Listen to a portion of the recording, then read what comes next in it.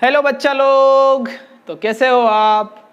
Electrochemistry का आज ये सेकेंड लेक्चर है और आज हम डिस्कस करने वाले हैं टाइप्स ऑफ सेल के बारे में और मोस्टली डिस्कस करने वाले हैं इलेक्ट्रोकेमिकल सेल के बारे में, क्योंकि बोर्ड एग्जाम में पूछे जाने वाला एक क्वेश्चन है। तो चलिए स्टार्ट करते हैं, आज सेल के बारे में डिस्कस करते हैं। तो जो सेल होते हैं, सेल एक ऐसी युक्ति होती है जो क्या करती है, विद्युत ऊर्जा को रासायनिक ऊर्जा में कन्वर्ट करती है या फिर रासायनिक ऊर्जा को विद्युत ऊर्जा में कन्वर्ट करती है। ठीक है, सेल जो होते हैं वो दो प्रकार के होते हैं, है ना। इनके सिद्धांत के आधार पर इन्हें दो भागों में बांटा गया है। पहला जो पार्ट है उसको बोला जाता है इलेक्ट्रोकेमिकल सेल, इलेक्ट्रोकेमिकल सेल। दूसरा जो भाग होता है उसको बोला जाता है इलेक्ट्रोलाइटिकल सेल। ठीक है, हिंदी में इसको बोला जाता है विद्युत रासायनिक सेल, विद्युत रासायनिक सेल, और इसको बोला जाता है विद्युत अपघटनीय सेल, अपघटनीय सेल। इलेक्ट्रोकेमिकल सेल को दो तीन नाम से और जाना जाता है, बुक्स में आपको इस नाम से मिल जाएगा।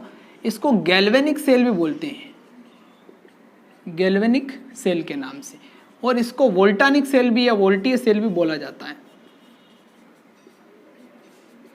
ना, तीनों नाम से, है ना। बुक में मोस्टली एनसीईआरटी बुक्स में हमें वोल्टानिक सेल या वोल्टीय सेल या गैल्वेनिक सेल के नाम से जाना जाता है, जिसको इलेक्ट्रोकेमिकल सेल भी कहते हैं। इसको विद्युत अपघटनीय सेल कहते हैं। मैंने आपको अभी एक डेफिनेशन बोली है ना, बताई है कि सेल एक ऐसी युक्ति है जो विद्युत ऊर्जा को रासायनिक ऊर्जा में तथा रासायनिक ऊर्जा को विद्युत ऊर्जा में कन्वर्ट कर सकती है। तो ये दोनों जो सेल हैं वो अलग अलग टाइप से काम करते हैं, अलग अलग सिद्धांत के आधार पर। ये जो सेल है इलेक्ट्रोकेमिकल सेल, ये केमिकल एनर्जी से,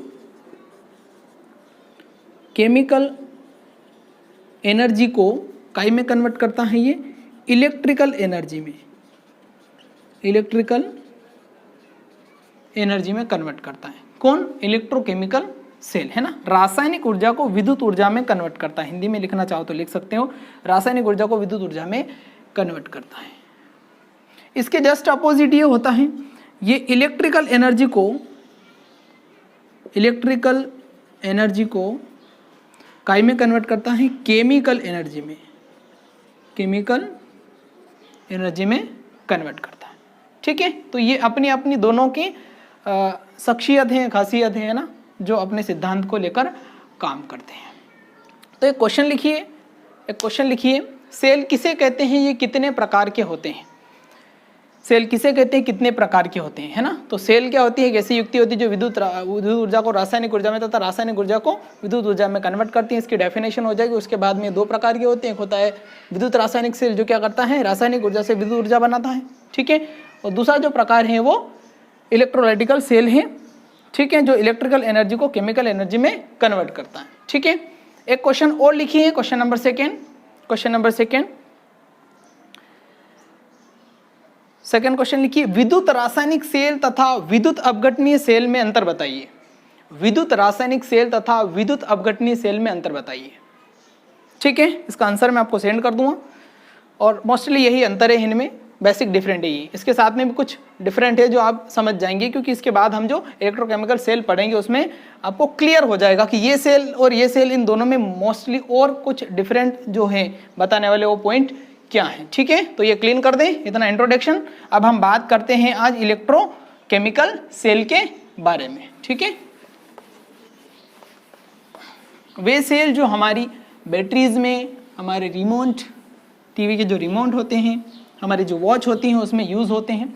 और इलेक्ट्रोकेमिकल सेल का सबसे अच्छा एग्जांपल होता है डेनियल सेल, है ना। तो आज हम डिस्कस करने वाले हैं इलेक्ट्रोकेमिकल सेल के बारे में, इलेक्ट्रोकेमिकल सेल के बारे में, है ना। वोल्टानिक सेल भी इसी को बोलते हैं या फिर गैल्वेनिक सेल बोला जाता है। इसका एक फेमस एग्जांपल है और वो है आपका डेनियल सेल, डेनियल सेल। ये डेनियल सेल जो है वो इसके सिद्धांत पे काम करता है, इलेक्ट्रोकेमिकल सेल के सिद्धांत पे काम करता है। ठीक है, पूरा थ्योरेटिकल लेक्चर है ये। चलिए इसका एक क्वेश्चन बना लीजिए आप, इसका एक क्वेश्चन बना लीजिए। विद्युत रासायनिक सेल का सचित्र वर्णन कीजिए। विद्युत रासायनिक सेल का सचित्र वर्णन कीजिए। इसके अथवा में एक क्वेश्चन लिखिए, डेनियल सेल का सचित्र वर्णन कीजिए।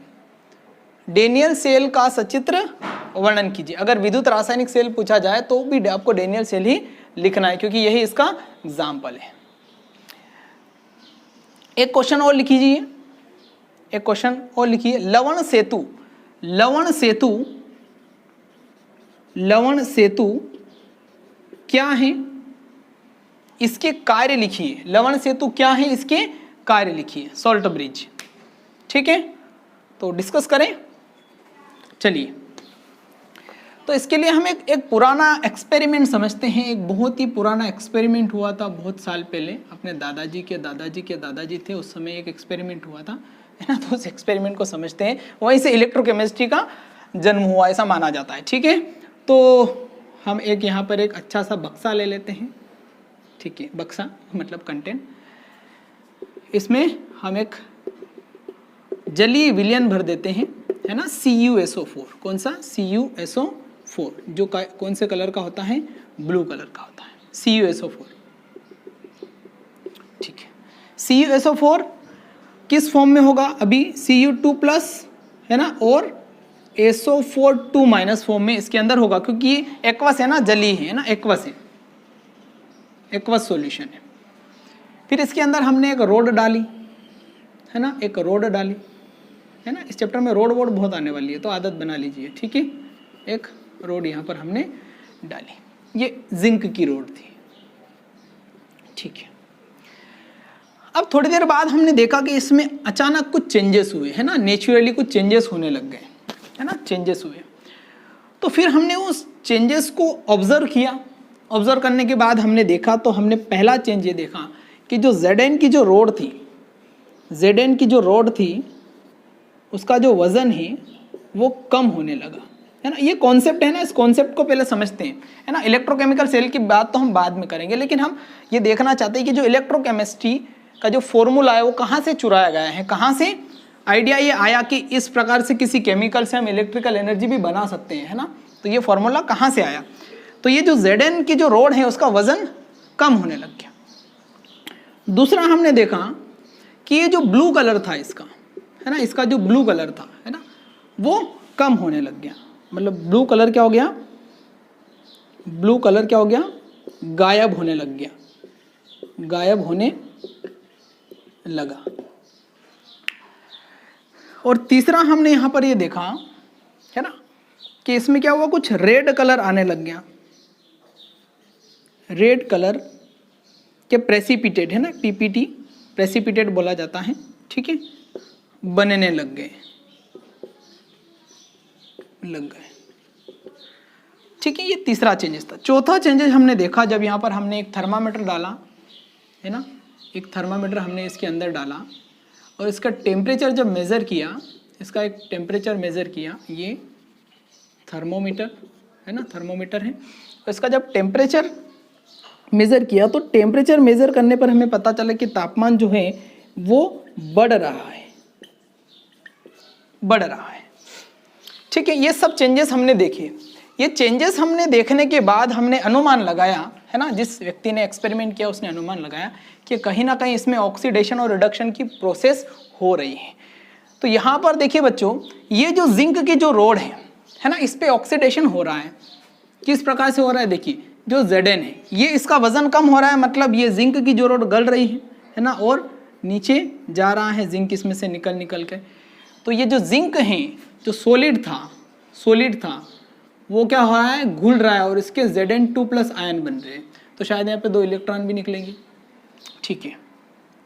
अब यहाँ पे ऑक्सीकरण संख्या बढ़ रही है, इलेक्ट्रॉन को लूज कर रहा है ना। तो हम यहाँ पर बोल देंगे कि जिंक का क्या हो रहा है? ऑक्सीडेशन हो रहा है। जिंक का क्या हो रहा है? ऑक्सीडेशन हो रहा है। दूसरा हमने देखा कि ब्लू कलर क्या हो रहा है? गायब होने लग रहा है। तो ब्लू कलर गायब होने लग रहा है, तो ब्लू कलर किसकी वजह से? CuSO4 की वजह से।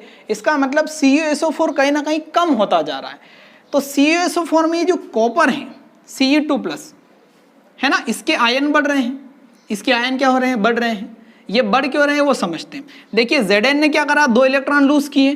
अब जो Cu2+ है ना, वो उन इलेक्ट्रॉन को पकड़ लेगा, है ना, कि आओ भाई हमारे पास आ जाओ। तो जो ये Cu2+ है ये क्या करेगा, इस जिंक के 2 इलेक्ट्रॉन को लेगा, है ना, जिंक के 2 इलेक्ट्रॉन को लेगा और Cu सॉलिड बना लेगा। Cu2+ की वजह से ये ब्लू कलर था। ब्लू कलर किसकी वजह से था, इस Cu2+ की वजह से ब्लू कलर था। लेकिन Cu2+ क्या हो रहा है, कम होता जा रहा है। सॉल्यूशन के अंदर क्या हो रहा है, Cu2+ कम होता जा रहा है। क्यों, क्योंकि Cu2+ ने जैसे ही 2 इलेक्ट्रॉन को लूज देखा तो इसको अच्छा लगा और ये इन दोनों के पास में चला गया और उसने Cu सॉलिड बना लिया, Cu सॉलिड बना लिया। अब जो कॉपर होता है ना, कॉपर होता है वो हल्का रेडिश होता है। कॉपर होता है ना, तांबे के बर्तन शादी वादी में देते हैं, शादी में जाते हैं तो, है ना सर, शादी का नाम मतलब शादी नहीं हुई इस बार, जीमना नहीं मिला हमें, ठीक है, तो शादी में जाते हैं तो जो कॉपर होता है वो रेड कलर का होता है। तो इसकी वजह से क्या हो गया, हल्का सा इसके आसपास रेड कलर दिखने लग गया, ठीक है। ये हमने चेंजेस देखे। उसके बाद में हमने देखा कि टेम्परेचर बढ़ रहा है। तो टेम्परेचर जो बढ़ रहा है वो किस रूप में एक एनर्जी दे रहा है ना, टेम्परेचर बढ़ रहा है मतलब इसमें कहीं एनर्जी बन रही है ना, कि इसमें कहीं एनर्जी बन रही है। तो ये एनर्जी जो बन रही है ये किस फॉर्म में बन रही है, हीट के फॉर्म में बन रही है, हीट के फॉर्म में बन रही है। और यहाँ पर ऑक्सीडेशन हो रहा है। यहाँ पर क्या हो रहा है, ऑक्सीडेशन हो रहा है। देखिए Cu2+ यदि कोई आयन या तत्व क्या करता है, इलेक्ट्रॉन को ग्रहण करता है तो उसको क्या बोला जाता है, अपचयन बोला जाता है, रिडक्शन बोला जाता है।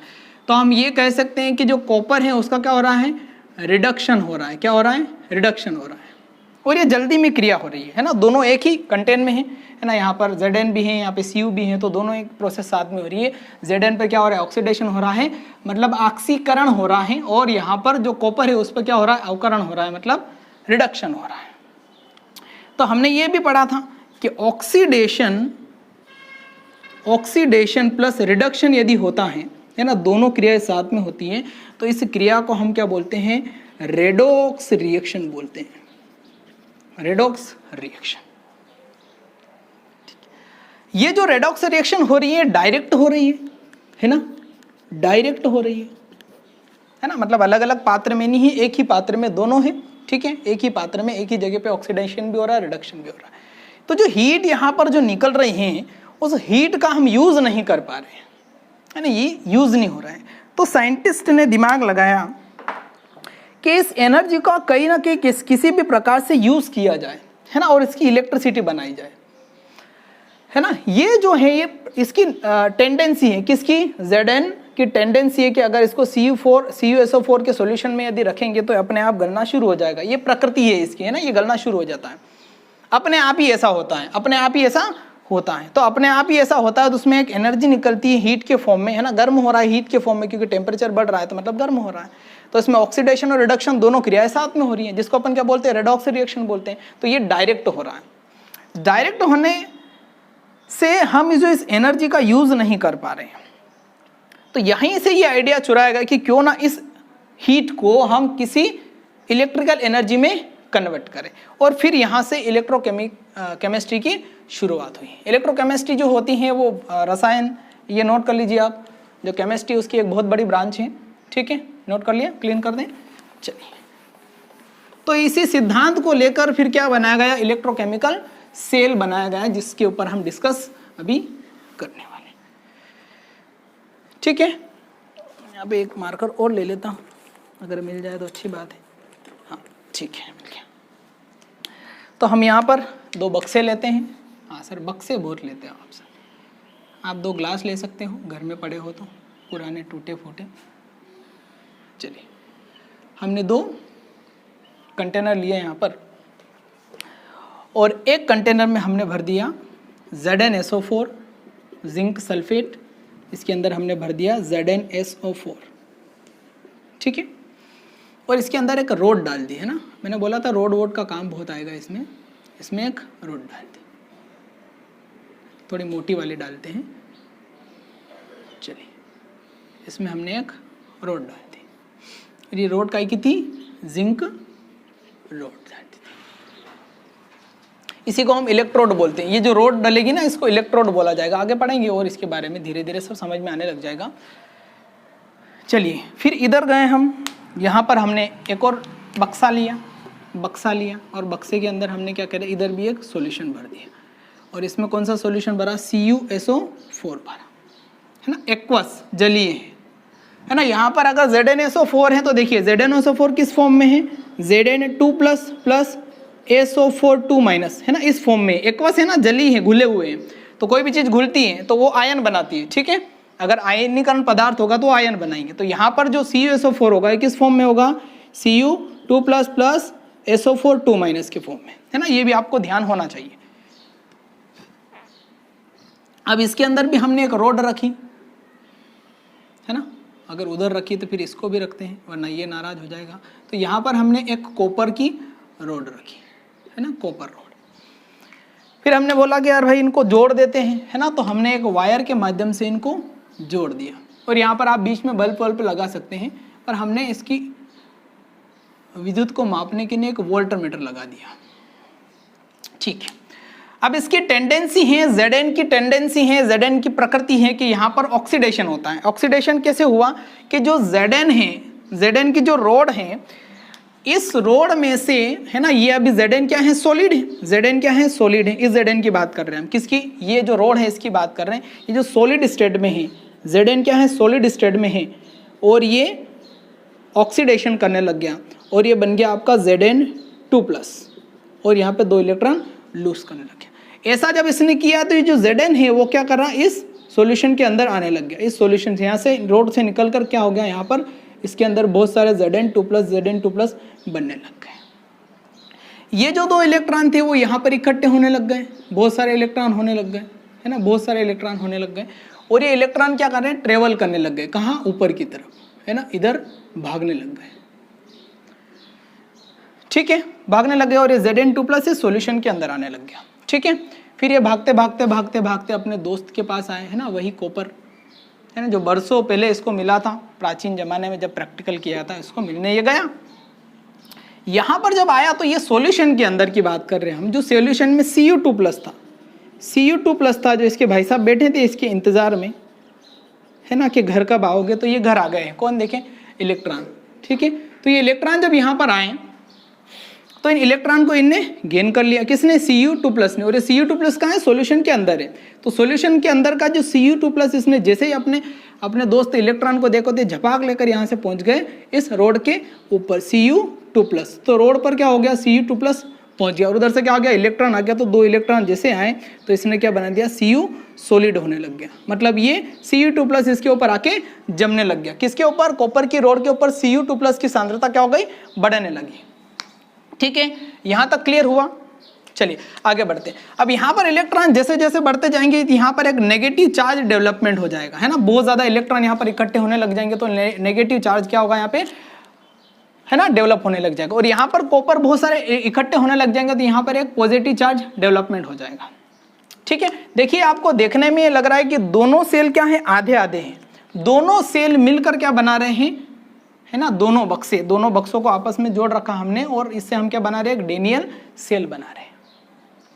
तो इलेक्ट्रॉन जब इधर से ट्रेवल करते हुए यहाँ आएंगे तो कॉपर से मिलेंगे और कॉपर सॉलिड बनाएंगे तो पॉजिटिव और नेगेटिव आयन दोनों आपस में मिल जाएंगे तो करंट बनने लग जाएगा। अब आप ये बात हमेशा ध्यान रखें कि इलेक्ट्रॉन की विपरीत दिशा में करंट भागता है, तो इलेक्ट्रॉन इधर से उधर जा रहे थे तो जो विद्युत रहेगी, है ना, जो करंट रहेगा वो इधर से उधर ट्रेवल करने लग जाएंगे। और यहाँ पर यदि हम बल्ब लगा देते हैं तो वो बल्ब जलने लग जाएगा, या फिर हम वोल्टेज मीटर के माध्यम से यहाँ पे इसकी जो धारा बन रही है उस धारा I को यहाँ पर मेजर कर सकते हैं कि कितनी बन रही है, ठीक है। ये प्रोसेस हो रही थी। अब यहाँ पर इन सेल को कुछ नाम दिया गया है, ठीक है। अब ये प्रथा है कि जो Zn है वो इस मतलब लेफ्ट डायरेक्शन में इसको रखते हैं। Zn का जो अर्ध सेल है इसको अर्ध सेल बोला जाता है, आधा सेल, आधा ये है और आधा ये है, इन दोनों को मिलाने पर एक पूरा एक सेल बन रहा है, ठीक है। आधा ये और आधा दोनों मिला के एक सेल बनाया जा रहा था, इसको अर्ध सेल बोला जाता है, इसको भी अर्ध सेल। ये कौन सा अर्ध सेल है, ये जिंक का अर्ध सेल है, और ये कौन सा, ये कॉपर का अर्ध सेल है। तो इनको कुछ नाम दिया गया है, उस नाम के ऊपर डिस्कस करते हैं जिनके ऊपर क्वेश्चन पूछे जाते हैं। देखिए यहाँ पर क्या हो रहा है, जिंक का ऑक्सीडेशन हो रहा है ना, जिंक का ऑक्सीडेशन हो रहा है, यहाँ पर ऑक्सीडेशन हो रहा है। ऑक्सीडेशन में क्या होता है, इलेक्ट्रॉन को लूज किया जाता है और आपका जो ऑक्सीडेशन नंबर है वो बढ़ता है। और यहाँ पर कॉपर क्या कर रहा है, इलेक्ट्रॉन को खींच रहा है और सॉलिड में कन्वर्ट हो रहा है, तो यहाँ पर क्या हो रहा है, रिडक्शन हो रहा है, रिडक्शन हो रहा है। ठीक है, और ये जो सेल है किस दिशा में है, हम इसके सामने खड़े होंगे तो राइट डायरेक्शन में हमारा कौन सा है, ठीक है, कॉपर वाला, और लेफ्ट डायरेक्शन में ये है, तो हम इसको क्या बोलेंगे, left half cell, left half cell. Second नाम इसका क्या देख सकते हैं, यहां पर क्या हो रहा है, ऑक्सीडेशन हो रहा है, तो इसको एक और नाम दिया जाता है ऑक्सीडेशन हाफ सेल। ठीक है, शॉर्ट में लिख रहा हूं मैं। तीसरा नाम इसको क्या दे सकते हैं, और क्या दे सकते हैं इसको, नेगेटिव आयन बन रहा है तो इसको ऐसा भी बोला जा सकता है, नेगेटिव हाफ सेल। ठीक है, और क्योंकि नेगेटिव चार्ज जो होता है उसको हमने स्पेशली नाम दे रखा है कि इलेक्ट्रोड, इस जहां पर नेगेटिव चार्ज डेवलपमेंट होता है इसको हमने एक नाम दिया है जिसको एनोड बोला जाता है। ये कौन सा इलेक्ट्रोड है, इस रोड को इलेक्ट्रोड बोला जाता है। ये जो रोड होती है इस रोड को इलेक्ट्रोड बोला जाता है, ये भी आप नोट कर लीजिए, इलेक्ट्रोड बोला जाता है। ये जो रोड होती है तो ये कौन सा इलेक्ट्रोड है, एनोड का इलेक्ट्रोड है, एनोड है ना, जिस पर नेगेटिव चार्ज होता है इसको एनोड बोला जाता है। ये भी एक इलेक्ट्रोड है लेकिन इसका नाम हमने दिया है कैथोड, है ना, कैथोड। एनोड और कैथोड, है ना, धीरे धीरे आदत हो जाएगी क्योंकि पूरे चैप्टर में यही है। तो यहां पर हम इसको एक नाम और दे सकते हैं, चौथा क्या दे सकते हैं, है ना, anode half cell, anode half cell. ठीक है, इसको शॉर्ट में याद रखने के लिए लोन शब्द का उपयोग किया जाता है, LOAN, loan for, L for left half cell, O for oxidation half cell, A for anode half cell, N for negative half cell. ठीक है, अब यहां पर इसके जस्ट अपोजिट में आते हैं, यहां पर ये क्या है, राइट हाफ सेल है। ठीक है, right RIGHT, right half cell. ठीक है, ये जो सेकेंड वाला है देखिए यहां पर ऑक्सीडेशन हो रहा था लेकिन यहां पर क्या हो रहा है, रिडक्शन हो रहा है, तो रिडक्शन हाफ सेल। ठीक है, तीसरा जो नाम है इसका दिया जाता है वो, यहां पर पॉजिटिव आयन डेवलपमेंट हो रहा है तो इसको पॉजिटिव हाफ सेल भी बोल सकते हैं। चारों नाम सही है। फिर इसका चौथा नाम क्या हो जाएगा, कैथोड हाफ सेल, है ना, कैथोड हाफ सेल। ठीक है, तो चारों नाम इसको दे सकते हैं और चारों नाम से एग्जाम में क्वेश्चन भी आ सकता है। ठीक है, अब ये जो प्रोसेस है ये हो रही थी और हमें इलेक्ट्रिसिटी भी मिल रही थी, लेकिन ये प्रोसेस होते होते इसमें एक प्रॉब्लम आने लग गई, है ना। वो प्रॉब्लम क्या है उसको समझते हैं, तब तक आप यहाँ तक जो भी आपको नोट करना है वीडियो को पॉज करके नोट कर लीजिए। ठीक है, अब समझते हैं प्रॉब्लम क्या है। प्रॉब्लम ये होने लग गई कि यहाँ पर जो Zn है वो बहुत ज़्यादा मात्रा है, क्योंकि ये प्रोसेस चलती रहेगी तो Zn क्या होंगे, आयन बनाते रहेंगे, इलेक्ट्रॉन को लूज करते रहेंगे, तो बहुत सारे Zn पूरे सॉल्यूशन के अंदर Zn हो जाएंगे। अब ये Zn इतने हो गए कि ये जो इलेक्ट्रॉन है इनको जाने नहीं दे रहे ऊपर, है ना, इन इलेक्ट्रॉन को जाने नहीं दे रहे। क्यों, क्योंकि Zn की मात्रा ज़्यादा हो गई। पहले तो क्या हो रहा था कि जितने Zn बन रहे थे उतने इलेक्ट्रॉन बन रहे थे, है ना, जितने Zn बन रहे थे इलेक्ट्रॉन बन रहे थे, ये प्रोसेस। लेकिन सॉल्यूशन के अंदर भी तो Zn है, यहाँ पर जो ZnSO4 का जो सॉल्यूशन है उसके अंदर भी Zn2+ है और ऑलरेडी इतने Zn आ गए, तो Zn की संख्या इतनी हो गई, मतलब पॉजिटिव चार्ज इतना हो गया कि नेगेटिव चार्ज को ऊपर जाने नहीं दे रहा। ये बोल रहा है कि हम तो नहीं जाएंगे सनम, तुम्हें भी नहीं जाने देंगे। ठीक है, तो ये इसको यहाँ पे रोक रहा है। यहाँ ये प्रॉब्लम क्रिएट हो रही है। यहाँ क्या प्रॉब्लम क्रिएट हो रही है, देखिए इसके ऊपर ये जो कॉपर है ये अपने भाई से मिलने जा रहा है यहाँ पर, तो यहाँ पर इसके ऊपर Cu2+Cu2+Cu2+ बहुत ज़्यादा हो गए, बहुत ज़्यादा हो गए। तो सॉल्यूशन के अंदर क्या है, SO4 भी तो है, SO4 भी तो है। तो भाई जितने Cu2+ कम होंगे तो SO4 की संख्या क्या होगी, बढ़ेगी, है ना, क्योंकि पहले तो बराबर थे ये, लेकिन अब ये इनके साथ जाने लग गए तो ये बढ़ने लग गए। तो यहाँ पर क्या हुआ, इसके आसपास क्या हुआ, नेगेटिव चार्ज डेवलपमेंट होने लग गया। नेगेटिव चार्ज इतना डेवलप हो गया, इतना डेवलपमेंट हो गया कि ये जो Cu2+ है अब ये जा रहा है तो उसको जाने नहीं दे रहा है, ये इस रोड के आसपास हो गया। SO4 की संख्या इतनी बढ़ गई है कि ये Cu2+ को ऊपर जाने नहीं दे रहा है, ये ऊपर नहीं जा पा रहा है तो ये इलेक्ट्रॉन से मिल नहीं पाएगा। तो धीरे धीरे क्या होता है, जो करंट, जो धारा का जो फ्लो है वो कम होता जाएगा, कम होने लग जाएगा।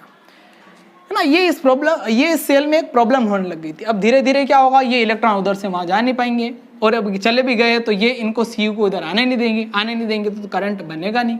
ठीक है, तो इस प्रॉब्लम का सॉल्यूशन निकाला गया लवण सेतु से, है ना। यहाँ तक आप नोट कर लीजिए, लवण सेतु। ठीक है, इसको मैं क्लीन कर दूं, लवण सेतु, सोल्ट ब्रिज। ये हमने क्या किया, सोल्ट ब्रिज बनाया, है ना। सोल्ट ब्रिज में एक यू शेप की एक नली होती है, यू शेप की एक नली होती है, जिसमें क्या करते हैं, कुछ केमिकल भरते हैं। जैसे कि हमने KCl भर दिया, HNO3 भर दिया, NO3, NH3, NO3, K2SO4, इस प्रकार के जो सॉल्यूशन होते हैं, इनको अगर एक पाउडर होता है, अगर एक पाउडर होता है ना, आटे जैसा एक पाउडर होता है, आप गूगल पे सर्च कर लेना, अगर एक पाउडर होता है, अगर पाउडर के साथ में इन केमिकल को मिक्सअप करके एक जेली बना के, जेल, आटे का जेल बनता है ना, इस प्रकार की एक जेल आता है ना, जेल बना के इस कांच की ट्यूब में भर दिया, है ना। फॉर एग्जाम्पल के लिए हमने KCl लिया, तो इसके अंदर क्या कर दिया हमने, KCl भर दिया। ठीक है, KCl भर दिया, इस पूरे के अंदर KCl भर दिया, और इस ट्यूब को यहाँ पर लगा दिया। ये क्या करेगी, इसको मेंटेन करेगी, इसको चार्ज को मेंटेन करेगी। किस प्रकार से मेंटेन करेगी, आइए समझते हैं। इसका बहुत बड़ा वर्क होता है इसके अंदर, है ना। इसके बिना ये सेल काम नहीं करेगा। जो KCl है वो टूटेगा K+ और Cl- में, है ना, Cl- में, K+ और Cl- के अंदर ये टूट जाएगा,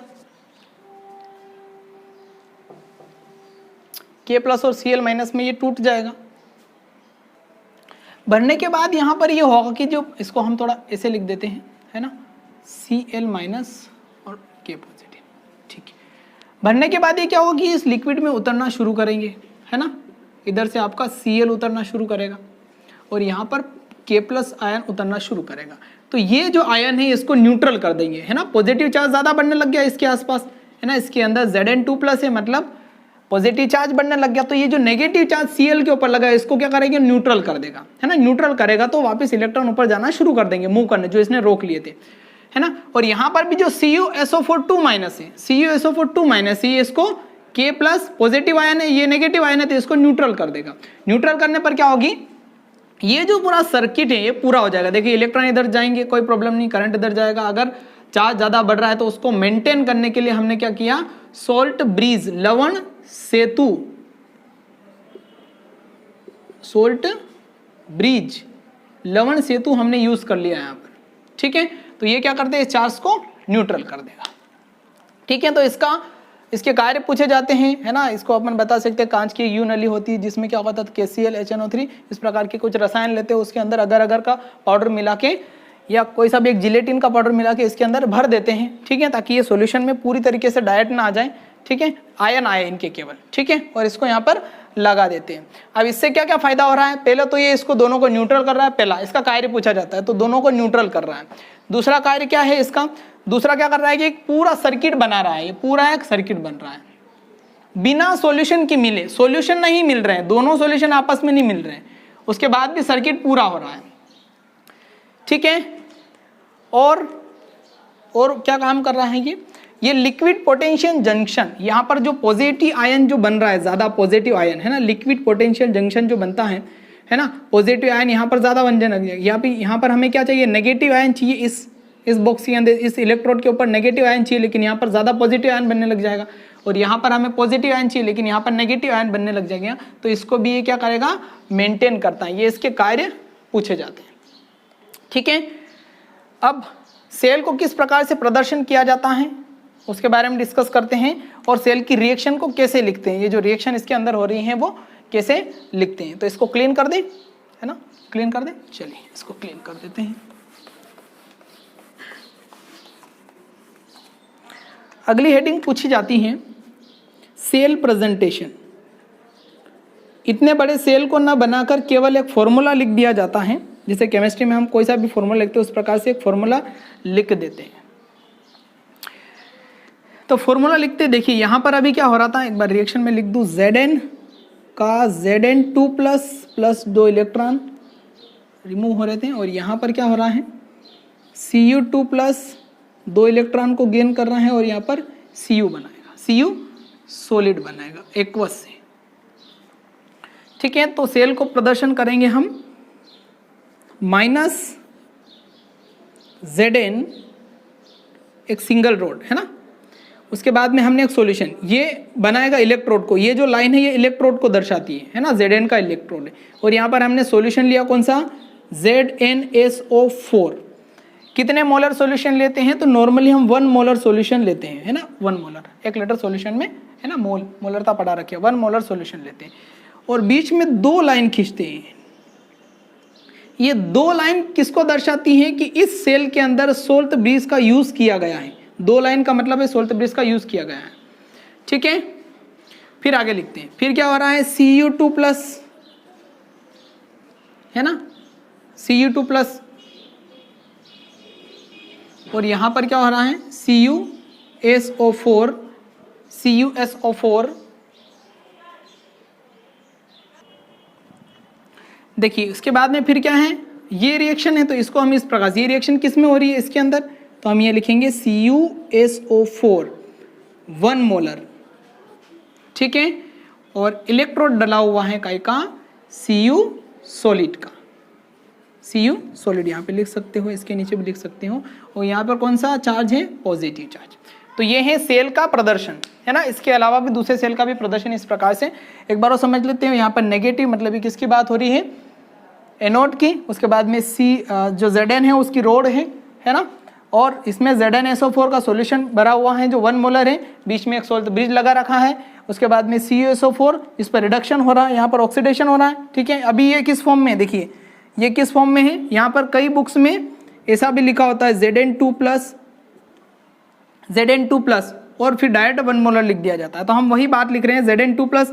अभी ZnSO4 में Zn2+ के फॉर्म में ही है। ठीक है, तो यहाँ पर इसका क्या हो रहा है, ऑक्सीडेशन हो रहा है ना, ऑक्सीडेशन नंबर बढ़ रहे हैं, और यहाँ पर क्या हो रहा है, रिडक्शन हो रहा है। तो CuSO4 Cu2+ में है तो काय में कन्वर्ट हो रहा है, सॉलिड में, तो Cu सॉलिड में, तो CuSO4 1 मोलर इलेक्ट्रोड कन्वर्ट हो रहा है काय में, Cu सॉलिड में, और पॉजिटिव चार्ज बन रहा है। तो ये सेल का प्रदर्शन है। ठीक है, इसके अलावा एक टॉपिक और होता है, चलिए नोट कर लिया, सेल की रिएक्शन, सेल में होने वाली रिएक्शन को किस प्रकार से लिखा जाता है, cell reaction, cell reaction, cell में होने वाली रासायनिक अभिक्रिया। तो 2 प्रकार की रासायनिक अभिक्रिया हो रही है, पहली हो रही है एनोड पर, एनोड पर है ना, एनोड पर क्या हो रहा है, देखिए एनोड पर हो रहा है ये वाले रिएक्शन, तो Zn कन्वर्ट हो रहा है काय में Zn2+ में और 2 इलेक्ट्रॉन लूज कर रहा है।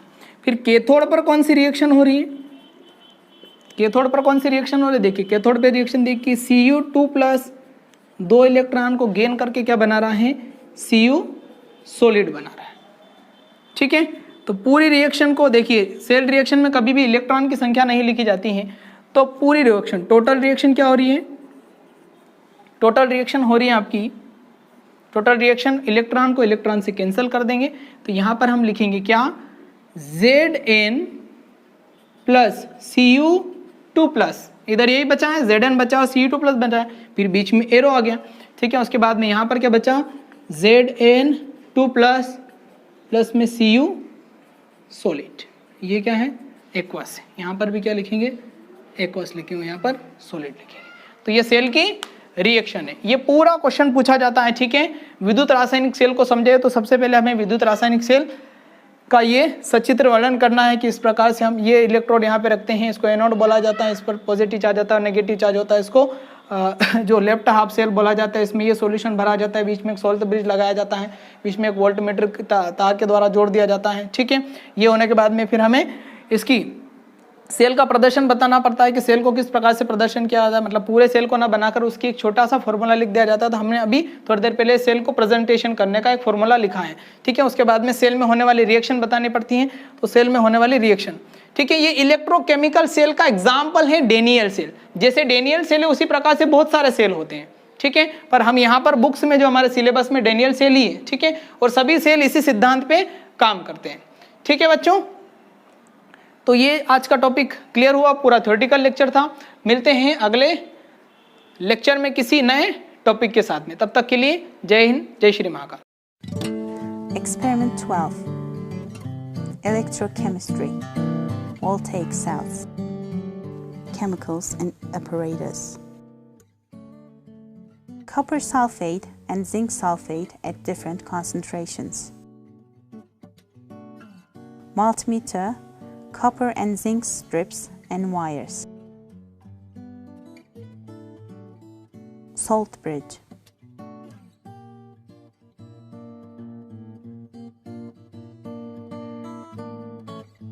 Put 50 milliliters of copper sulfate and zinc sulfate in different beakers. Zinc electrode is connected with black wire and it is connected to the black side of multimeter.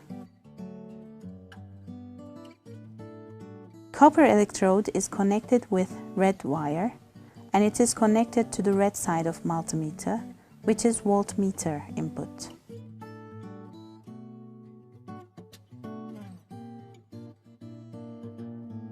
To measure the voltage, DCV 2000 condition is used in multimeter.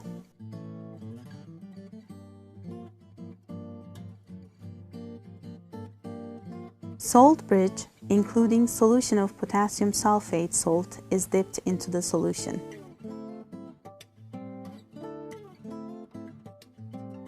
Copper electrode is dipped into the copper sulfate solution, while zinc electrode is dipped into the zinc sulfate solution.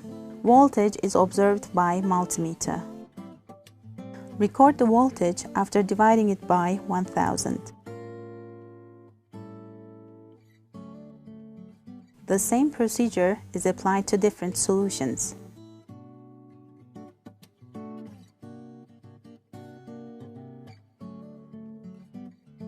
Vmax and E0 cell will be calculated from the data.